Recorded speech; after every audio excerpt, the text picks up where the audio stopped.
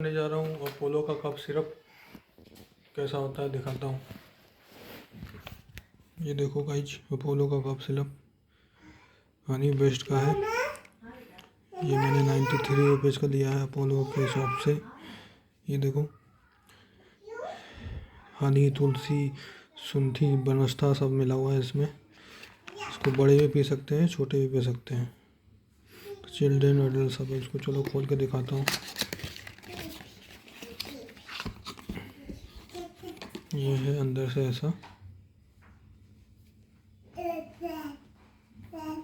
ये पूरा आयुर्वेदिक है, कोई भी केमिकल नहीं मिला हुआ है। हनी बेस्ट देख सकते हो।